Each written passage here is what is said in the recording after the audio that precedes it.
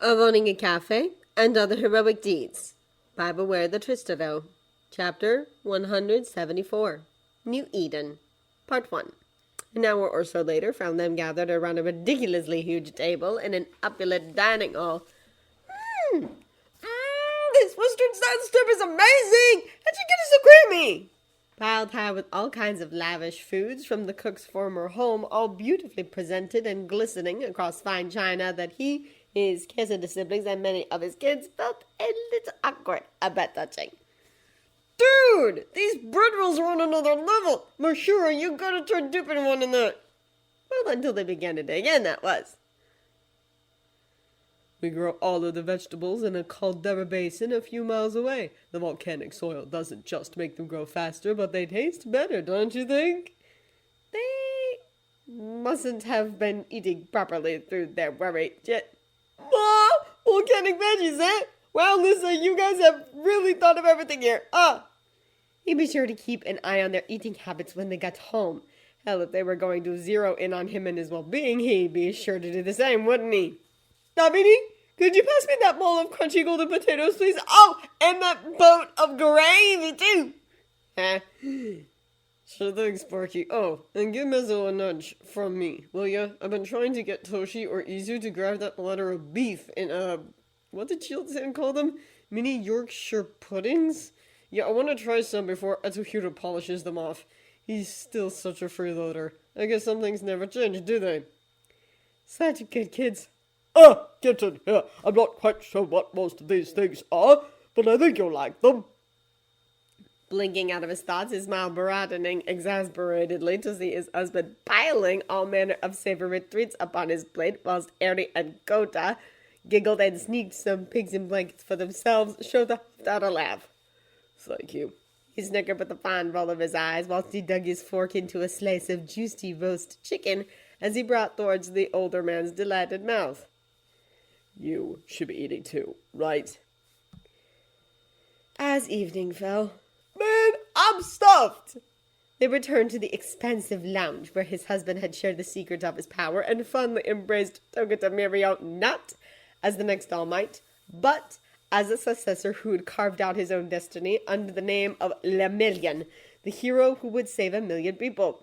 How do Westerners eat such heavy meals all the time without, sleeping straight after? And he knew that the boy would, of course. Was Shigaraki still happy and enjoying a reformed life? Well, that ambition should be all the easier to achieve. Ma! What you talking about? Karote's just handed me my fifth bowl of beaten sounds version of hot pot! Have you tried these dumplings? If you could build a house out of these things, I'd live in it, Thank God he's still worried about his kids as they so eagerly dashed toward the world of pro heroes regardless of his faith in them, because there was still plenty of evil to fight, wasn't there? I've never really had great wine before, but this rose is incredible.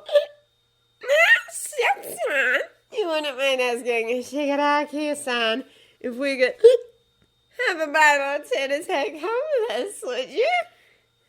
Blinking out of his negative train of thoughts, Shouta allowed Tomoko and Nomori to rope him in the wag as they walked further into the chamber. I'll see what I can do. He promised fondly, the three of them huffing into laughter when Yawara scooped them up into an extended arm grab, the three of them chuckling as he swished them around whilst the delighted Eri and Kota clung on and giggled.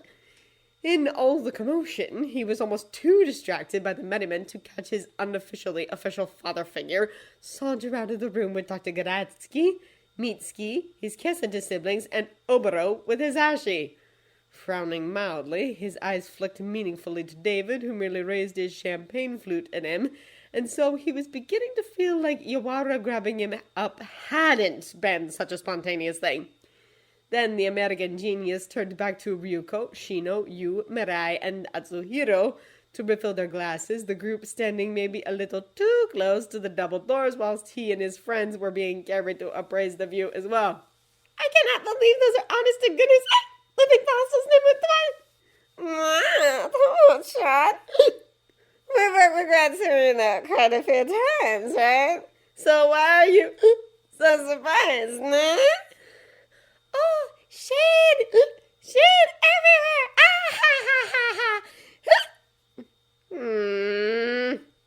inviting part of his son's inner circle into the sub-basement labs, his conversation casual in an attempt to dislodge any discomfort they may have felt upon accessing their requests.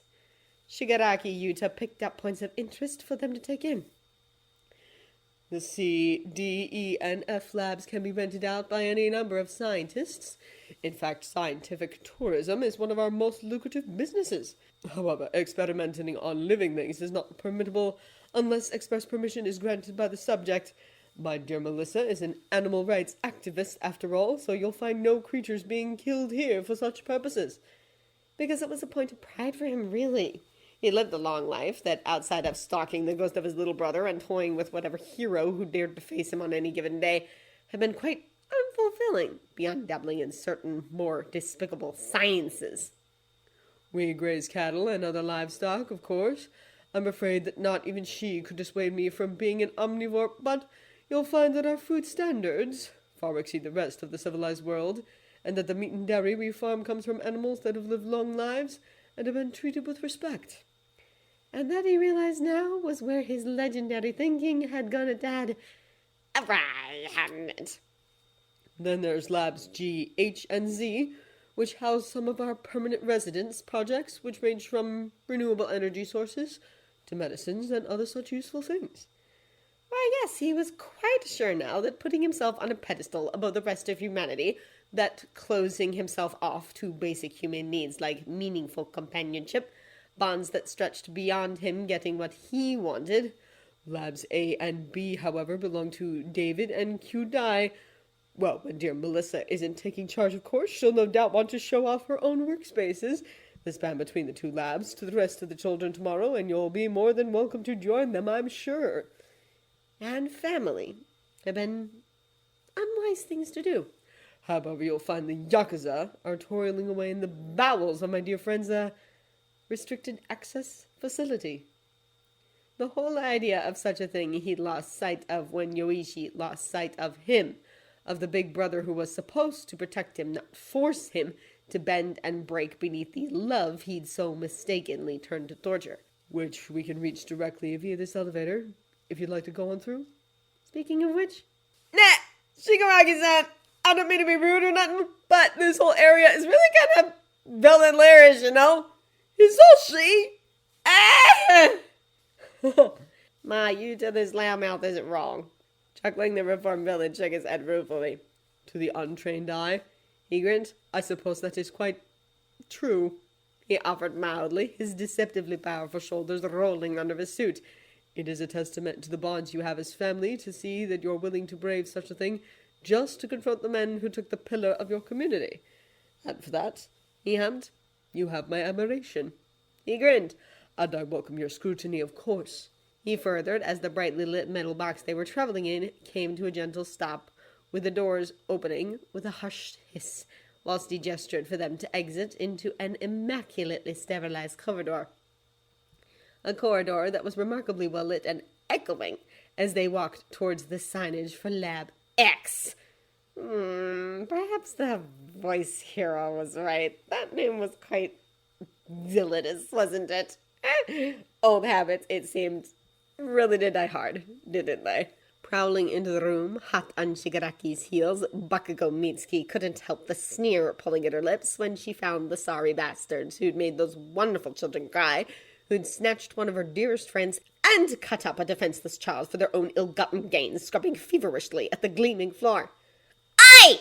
she barked, her high heels clattering upon the tiles as she approached, the group momentarily stalling whilst the colossal man who'd been watching them grinned her way.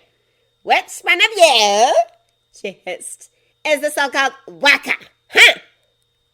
Folding her arms imperiously as the men balked a little at the former villain bodyguard's growl, the brunette wearing a face mask stood up. "You piece of shit!" she veritably spat.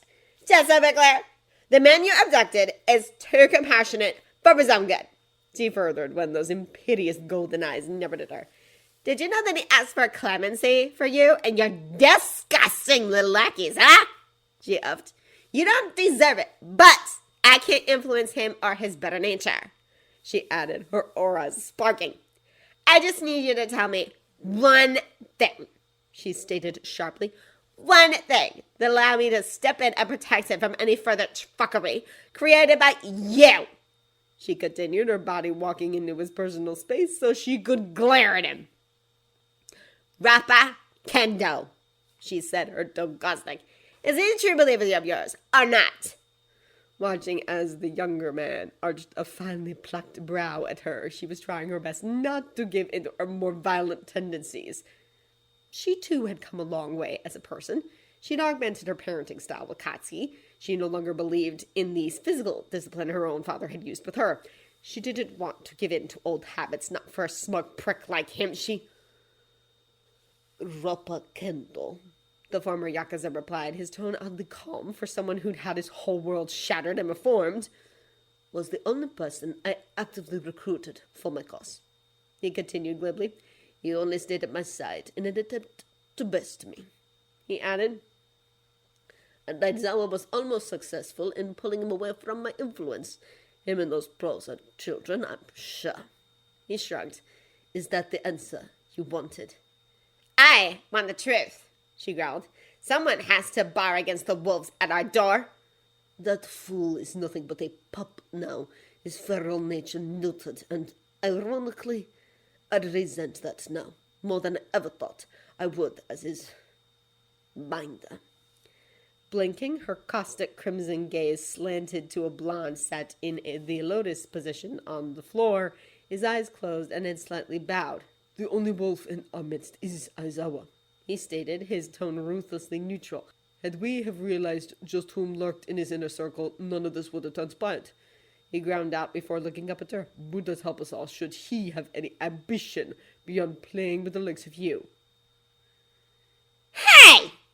Taking a step to the side as Takeo, Izashi, and Oboro moved forward, Mitsuki filled her glare with as much malice as she could muster, whilst the younger men got to say their piece. They'd known Shouta or been closer to him for longer than she had, after all.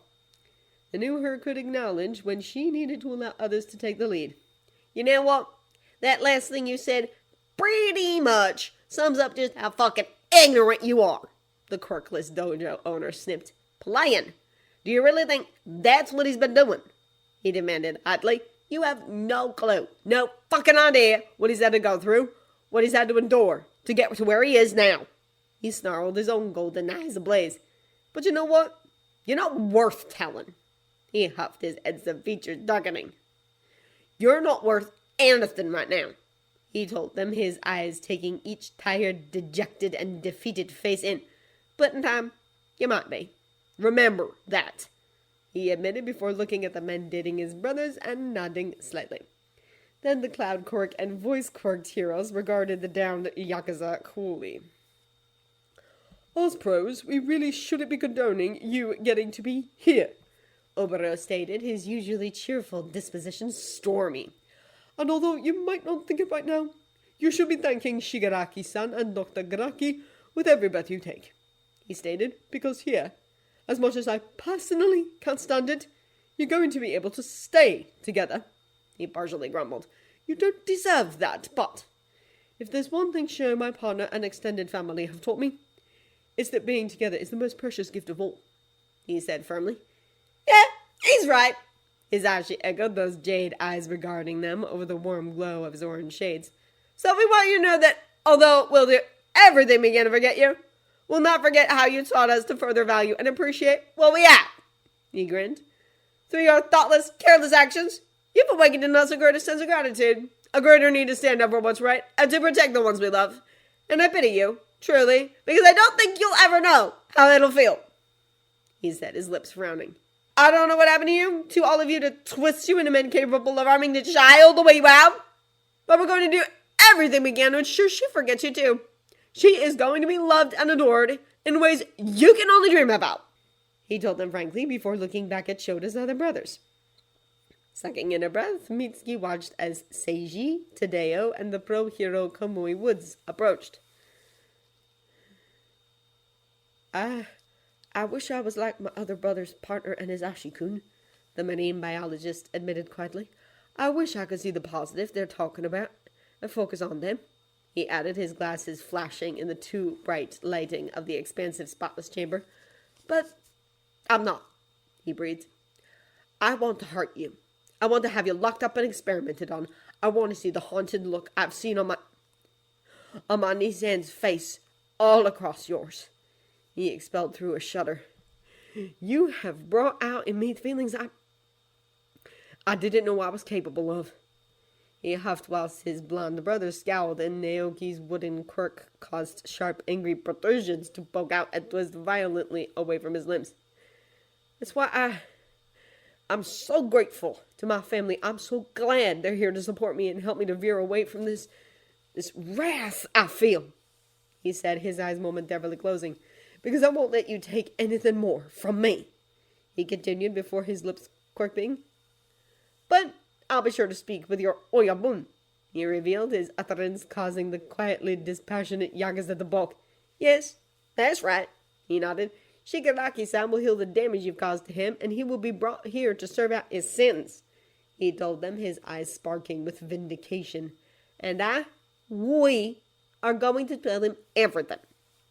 He smiled, his petio side delighting in the shock and horror that now painted Chisaki's face. Because it's clear to me, to us, that you couldn't care less about Eri-chan or the harm you've done to anyone other than him, he stated, his hands curling into fists. So, what will you do? What will you say when you face him, I wonder? When he looks at you with disgust and disappointment? Well, yes! He cut in, his tone ruthless. And I personally can't wait to meet him. He grinned before, with a slowly exhaled breath, he nodded at the only members of his family who'd yet to speak. Seiji looked stricken. I just wanted to see you, he told the group, his voice oddly emotionless. I wanted to know that you were stuck here, and that this would make up the rest of your lives. He shrugged before turning around and walking towards the double heavy-duty fire doors. Watching the second youngest of the cafe owner's brother take his exit, Mitsuki felt the righteous indignation she'd bowled in here ebbing. No amount of punishment for these men was ever going to soothe the heartache, but at least this was something, wasn't it? Do you bastards know who I am? Blinking back to the woodquirked pro, the oldest of their group scowled meaningfully at the tall, bulky Yakuza who snorted. Gigantomakia, however, chose to stand from the perch he'd taken upon the huge, ridiculously dense steel table that dwarfed their vast chamber's center, the expulsion of 2 hot jets of steam causing the Yakuza to cower. Good! The man you took, Aizawa Shouta, is the reason I'm stood before you now wearing this uniform, he announced. He's the reason why I'm alive, why I didn't choose to give in to my despair, he added firmly, the branches snaking from his form sharpening further. And you took him from me, from us, and although the time you had him was blessedly short, I can never forgive you for it. I won't, he snapped. That's why I'm going to be staying in New Eden for a while. Feeling herself stiffen alongside Oboro, Takeo, and Tadeo at the news, Naoki nodded. Shigaraki-san has very kindly allowed it. Mount Lady and I, we've both decided to take advantage of his generosity to see more of this land, and to make sure that you bastards never forget the damage you've caused. He huffed. I look forward to working with you. Welcoming the group back into the lounge they decided to camp out in for the night, Toshinori quietly gestured to where his husband was, his left index finger tapping his lips with a wink. God, it was so good to see him resting for a change, his eyes closed and handsome countenance softened further by the sleep that he'd finally allowed to claim him. Nato and Hitoshi had done their part to help. Of course, they were nestled against his sides, their heads pillowed upon his shoulders as they slept on a massive beanbag. Melissa had insisted that the eatery owner try out, the 2 teens having scurried after him swiftly, their arms loosely tangled across his lover's well-toned midsection. They looked adorable, didn't they?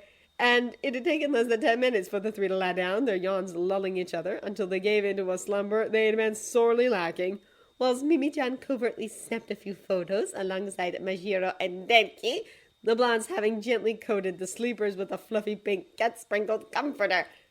At the sight of such rest, Dabi and Tomra had dragged Izuku and Shouta with Ochako and Tsuyu to join them.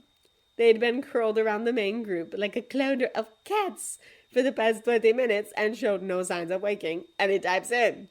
The rest of the kids, however, had ushered everyone else away from the corner where the reunited family were snoozing, their fun and games quieter than usual. Their consideration, maturity, and innate instincts to protect had, and always would, amaze him. Oh yes, they truly were a special group of young people, and he could retire incredibly happy, knowing that he'd leave Japan in their more than capable hands, couldn't he? Nah, Toshi-san, I did what you asked. Blinking away from the idyllic scene of his family, the current number one nodded at Mitsuki. Oh, thank you. What did you find out? Rappa's not exactly clean, she began with Obero nodding behind her, his t-shirted arm roped around those of his lover. But he was never really one of them, she shrugged. Then he looked to Shigaraki, who grinned at him.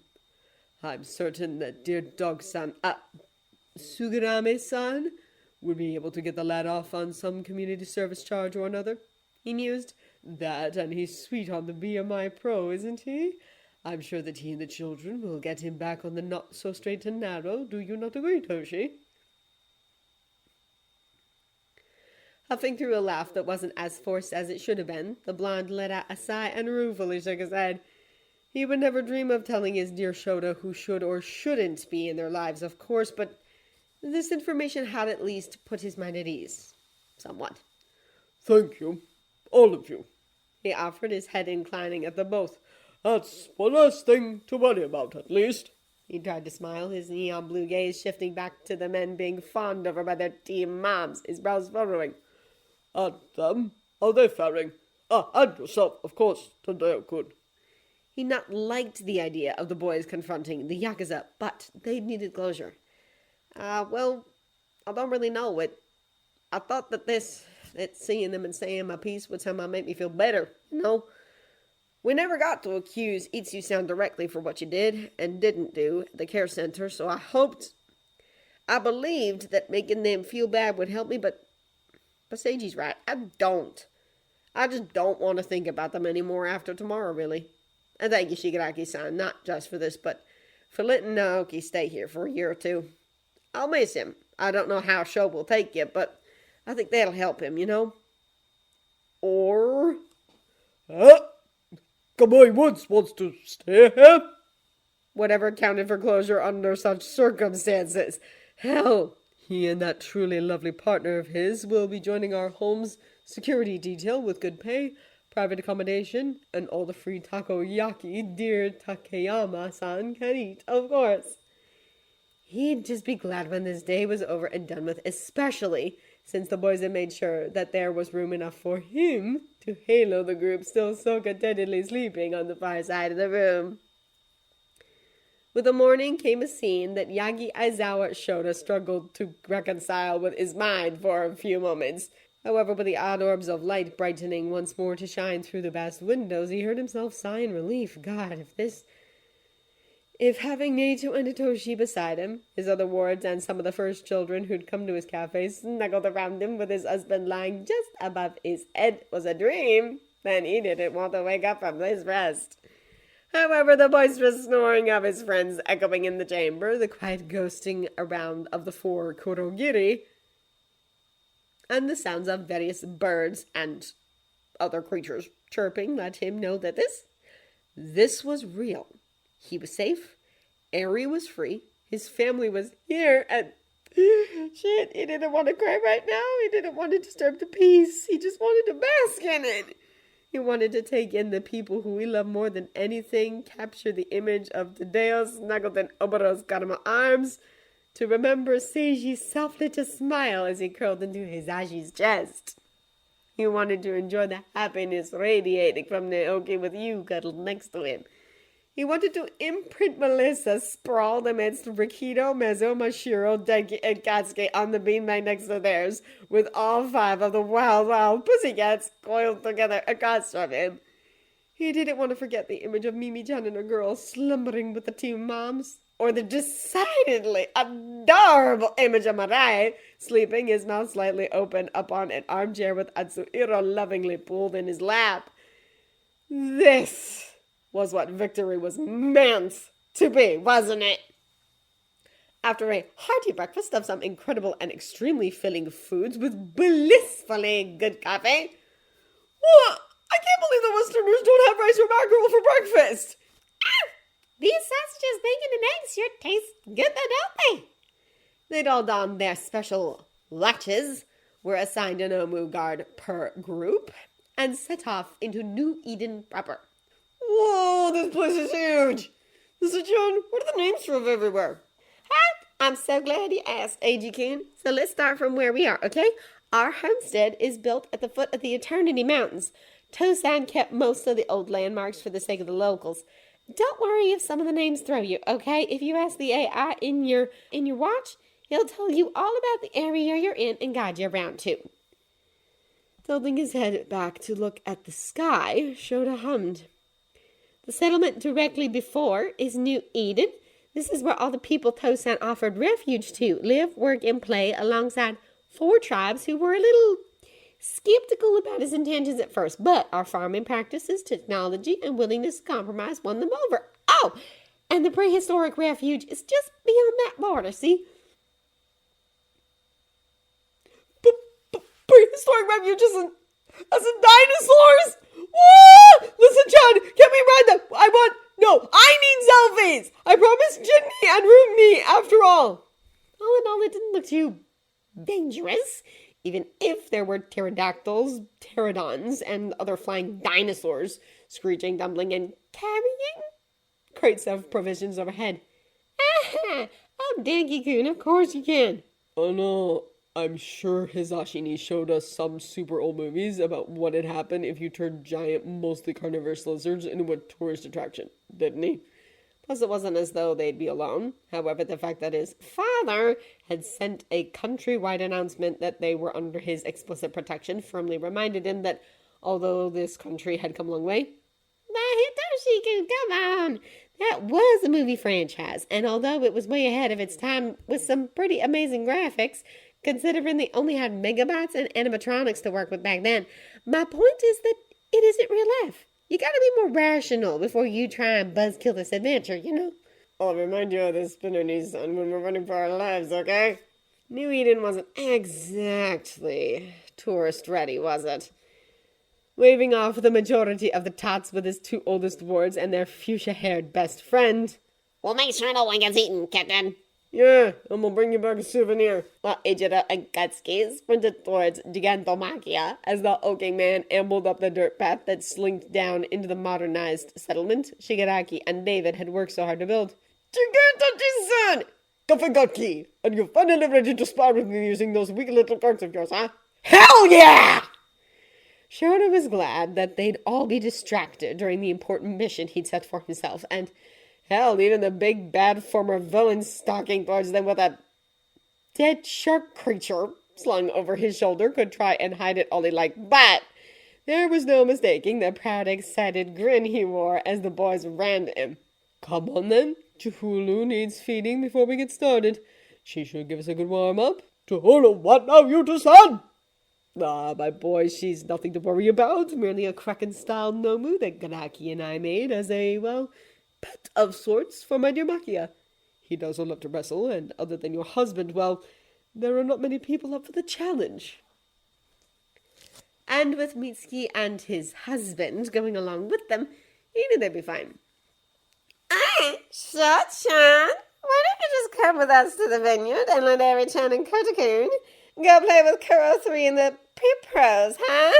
It'll be fun. We're going to see how many glasses it'll take to convince Inko-san to ask the manager of her favorite sake bar out on a DATE.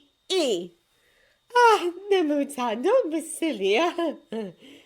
Unlike the teen moms who were going on a tour of New Eden's Sicily-styled wine district with the Pussycats and Mimi-chan's adorable flock of grandmas, all of them decked out in lovely sunglasses and stylish shades thanks to Kuro Queen's intervention.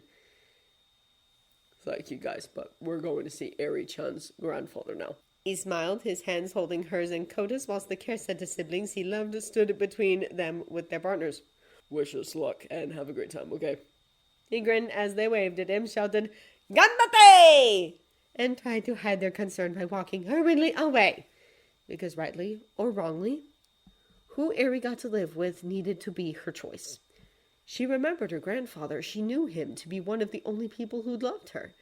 So if she wanted to stay in New Eden with him, then, as hard as it would be, he'd give them both his blessing. Are you ready to go see your Oshi-san, princess? He asked her as his own father figure nodded at Daiichi Kurogiri to open the gate for them, his ears just about catching Garaki challenging the Foresight user to a chess match since the compression user had taken Ochako Tsuyu, Nejire, and Fuyumi shopping, a smile briefly touching his. He still had so much to be thankful for, didn't he?